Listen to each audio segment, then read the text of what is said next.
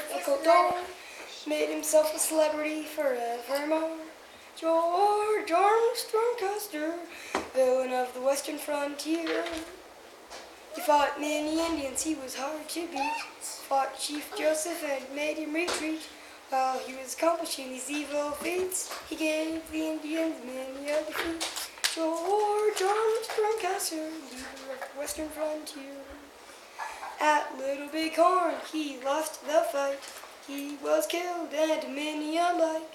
Many say it served him right. He started out good, but he didn't do right. George Armstrong Custer, villain of the western frontier. George Armstrong Custer, villain of the western frontier. Okay, this next one is really recent. I made it like a day ago, and so it's called We'll Go Marching On. It goes to the tune of John Brown's Body. He goes like this. King George III is taxing us. King George III is taxing us. King George III is taxing us. We'll have to go marching on. Glory, glory, hallelujah. Glory, glory, hallelujah. Glory, glory, hallelujah. We'll go marching on. He sends his troops to bother us. He sends his troops to bother us. He sends his troops to bother us. They never stop marching on. Glory, glory, hallelujah. Glory, glory, hallelujah. Glory, glory, hallelujah. They never stop marching on. We will lose all the battles, so the saucy redcoats say. We will lose all the battles, so the saucy redcoats say. We will lose all the battles, so the saucy redcoats say. They will go stumbling on. Glory, glory, hallelujah. Glory, glory, hallelujah. Glory, glory, hallelujah. We'll go marching on. At Valley Forge, many froze to death. At Valley Forge, many froze to death. At Valley Forge, many froze to death. It'll be hard to go marching on. Glory, glory, hallelujah. Glory, glory, hallelujah. Glory, glory, hallelujah. We'll go marching on. At Yorktown, Cornwallis lost because his planning was bad. At Yorktown, Cornwallis lost because his planning was bad. At Yorktown, Cornwallis lost because his planning was good. We kept marching on. Okay, that's it. And that's all the songs for this evening. And you wrote all those songs. Yeah, all those are. You wrote all those songs. Now these two next are stories. And so, let's make Max, sure would you like a drink of water before you continue? Would you like a little Oh, why not? Can we have an intermission with the duct tape first? Emily's?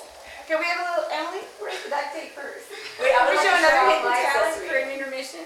Hidden talent, that's there you are. Do you need to clear your throat? Thank you. And then Emily, could you bring the duct tape first over? That's a model. The many hidden talents of the New accessory. Henninger Jean. Uncle Gordon's not seen this. This is my duct tape purse. And I also have a wallet.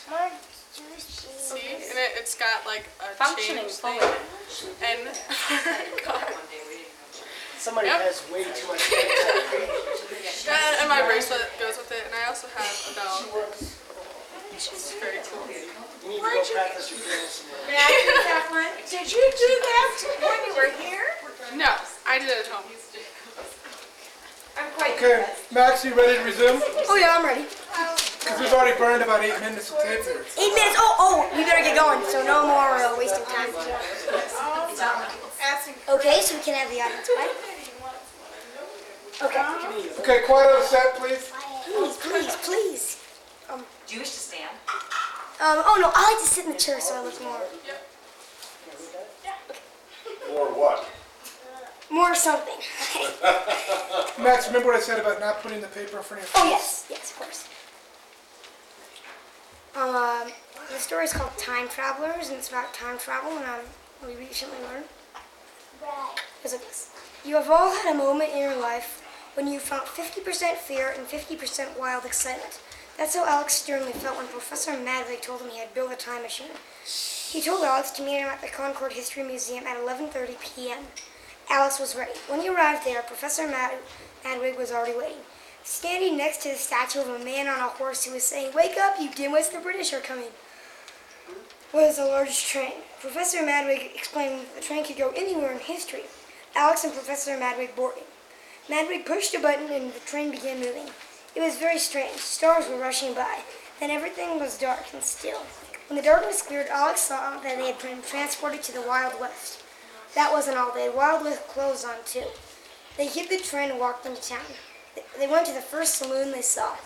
When they walked in, they saw a man who was playing poker. When he finished his game, he said, "Hey, son, what's your name?"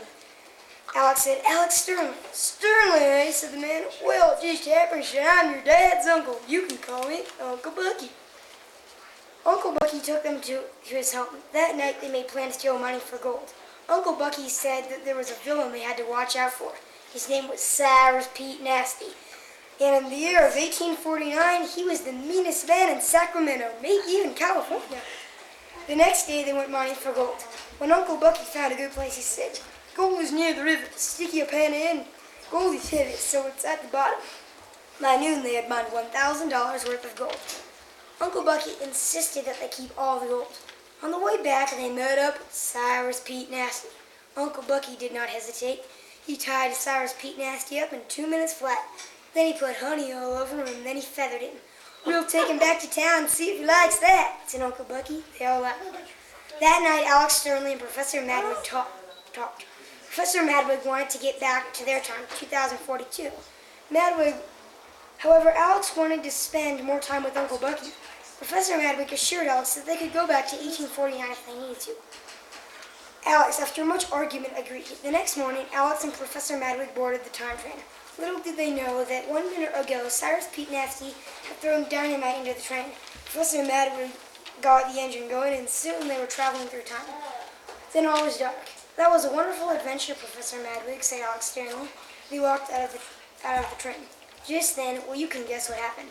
However, if you cannot guess what happened, I have written what happened just for that very reason. The train blew up. Professor Madwig was shocked. A tear came down his eye. "We will never again see the mysteries of time," he sobbed. "Don't be upset," Alex reassured him. "We have $1,000 worth of gold. Actually, in today's money, we have $1 million, exclaimed Alex. "We also had a great adventure." "You're right, Alex," said Professor Madwig. "Sometimes 13-year-old boys are smarter than 40-year-old men." Now, it's one more story, and we've got one more long story in very little time, so I think we should get going. A soldier's story. "We'd been storing ammunition for 2 months. We would need it soon. Maybe I should back up and explain. Kangaroos of 30 had been taxing us for everything we used. It was unfair, at least that's what folks up in Massachusetts thought. So in 1775, me and some Minutemen marched into Lexington to fight. I saw them coming. Like a sea of red they came. Their leader said, 'Surrender, ye rebels, your efforts are all in vain.' At that moment, a shot came from our ranks. To this day, I don't know where it came from. The redcoats responded and fired back. 8 patriots were killed on the British side. A man and a horse had been wounded. Captain John Parker gave the order to retreat. We camped outside Concord. Suddenly, a flame lit up. Our captain didn't do anything. He just stared. Then one Minuteman said, 'Are you going to let them burn down the town without a fight?' 'Of course not,' he said. 'Let's go.' But to get to Concord, we had to cross the Old North Bridge. The redcoats were guarding it. We started to cross. The redcoats gave us several warning shots and finally wounded a man. A young lad ran forward and plunged a hatchet into a Briton's head. Seeing this, the redcoats retreated. As they ran, many were killed. After that day, there was another battle to take place, Bunker Hill. After Lexington and Concord, the redcoats tried to take Bunker Hill. I was standing at the top of the hill. The British boats started bombarding us with cannonballs. 1 Minuteman got his head knocked off. It was not an encouraging sight. The British troops began to march upward. Our captain told us, "Don't fire until you see the whites in their eyes." When they were 40 feet away, we started firing. Redcoats fell everywhere. Then a British boat sent Charlestown ablaze to pick out any American snipers there. The British tried again and again. At last, they marched over the hill, stepping over their fallen comrades, and took the hill. Why? Because we were out of ammunition, so we fled. This is how the opening of the war to take history took place. If you thought this story was over, you were wrong. After chasing the redcoats out of Concord, I had more work to do. It was early September, and I wanted more war before winter.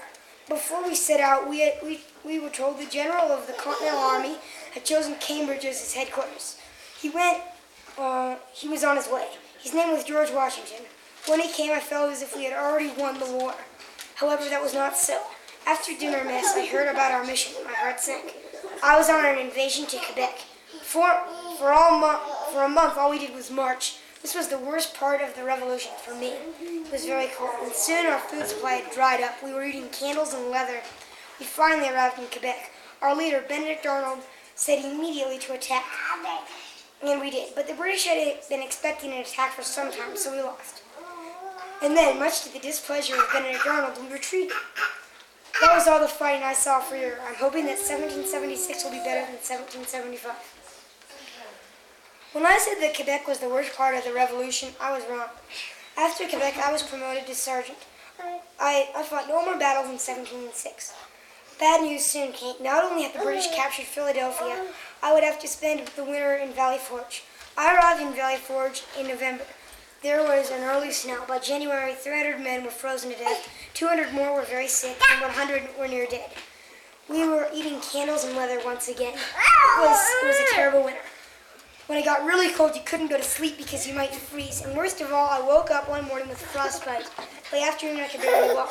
However, I wanted to die. We were going to lose the revolution. These next words will be my last.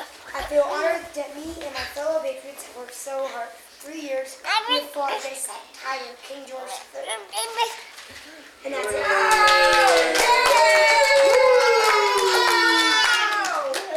So how much tape did I burn? Encore. 15 minutes. 15 minutes? Well, I'd like to see it because... You're gonna get to see it, I'm sure. Oh, well. All right. Shall I stop, Max? Yeah. Oh, you got all that in tape. Okay, stop right now. Excellent. Now let's... And for our next act, That's right. Caleb. Someone's got...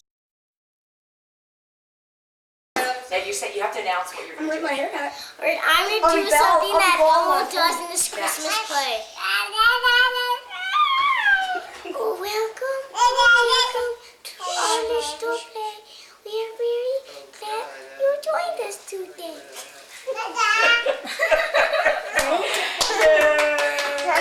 Caleb, you did the ABCs. We want you to be on your hanger. Caleb, sing ABCs. ABCs. ABCs. ABCs. ABCs. Ready for all that? Mommy, what should Katie do?